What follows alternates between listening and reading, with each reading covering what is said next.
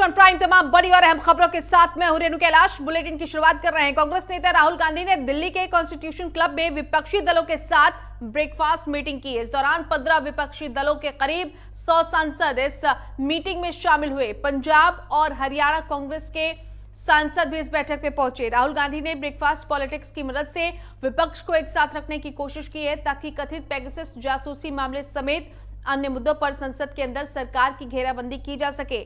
इस मीटिंग के बाद राहुल गांधी विपक्षी सांसदों के साथ साइकिल पर संसद के लिए रवाना हुए और साइकिल मार्च निकालकर महंगाई और किसानों के मुद्दे पर अपना रोष जताया।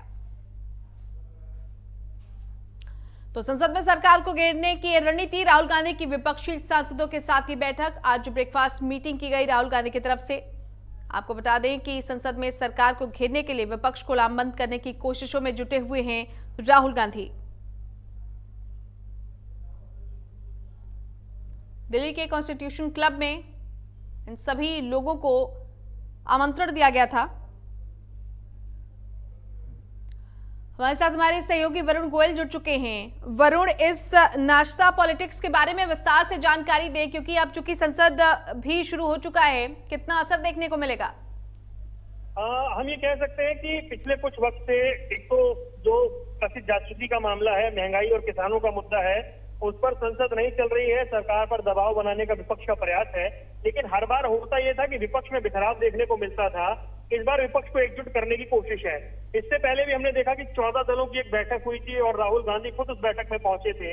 और आज राहुल गांधी ने कॉन्स्टिट्यूशन क्लब में नाश्ता रखा, जिसमें कांग्रेस की ओर से रखा गया। उसमें NCP, Shiv Sena, RJD, Samajwadi party, communist party, इसके अलावा Samata party, Trinamool Congress, Jharkhand Mukti Morcha, national conference, ये तमाम जो दल थे ये शामिल हुए। और टीएमसी के अलावा डीएमके जो प्रमुख एक विपक्षी दल है वो शामिल हुए। उसके बाद ये तय हुआ कि पेट्रोल डीजल के जो दाम बढ़ रहे हैं उस पर बार बार ये कहा जाता था कि दाम इतने बढ़ गए हैं और विपक्ष सरकार को घेर नहीं पा रहा है। तो साइकिल पर निकले यहाँ से सांसद, हालांकि उसमें कांग्रेस के सांसद ज्यादा थे, आरजेडी के और एक दो दलों के सांसद और दिखाई दिए, और वो यहाँ से साइकिल पर रवाना हुए। और तो उस पे सब पे उन्होंने तख्तियां लगा रखी थी पेट्रोल डीजल और रसोई गैस के दामों को लेकर। तो ये वो मुद्दे हैं जो आम आदमी के जीवन को प्रभावित करते हैं और इस पर ऐसा लग रहा है कि इस पूरे मॉनसून सत्र में विपक्ष ने एक नई रणनीति बनाई है और उस रणनीति पर लगातार वो काम कर रहे हैं। चाहे वो ट्रैक्टर से खेत से संसद पहुंचना हो राहुल गांधी का, आज साइकिल चलाकर संसद जाना हो राहुल गांधी का, और तमाम तरह, और पार्लियामेंट में जिस तरह से विपक्ष ने एक तरह से हम कह सकते हैं घेराबंदी कर रखी है। तो ये कुछ विषय ऐसे बने हुए हैं जिस पर विपक्ष हमलावर है और उसी रणनीति के तहत आज ये एक तरह से ब्रेकफास्ट हुआ। नाश्ते पर एक पॉलिटिक्स, एक स्ट्रेटेजी जो थी वो तय हुई कि बचे हुए जो सत्र के दिन है उसमें किस तरह से आगे बढ़ना है, सरकार पर कैसे दबाव बनाना है। और उसके बाद साइकिल पर यहाँ से लोग रवाना हुए। आपको बता दें कि इसके अलावा जो यूथ कांग्रेस है उसका भी संसद के घेराव का उसने भी आह्वान किया हुआ है। यानी कांग्रेस की ओर से अपनी तरफ से पूरी कोशिश है। बार बार ये सवाल उठते थे कि विपक्ष की भूमिका कहाँ है, विपक्ष ऐसे मुद्दों पर क्या कर रहा है। तो ये कुछ परिस्थितियां बदली हुई फिलहाल नजर आ रही है और उसके तहत यहाँ पर ये हालात देखने को मिल रहे हैं।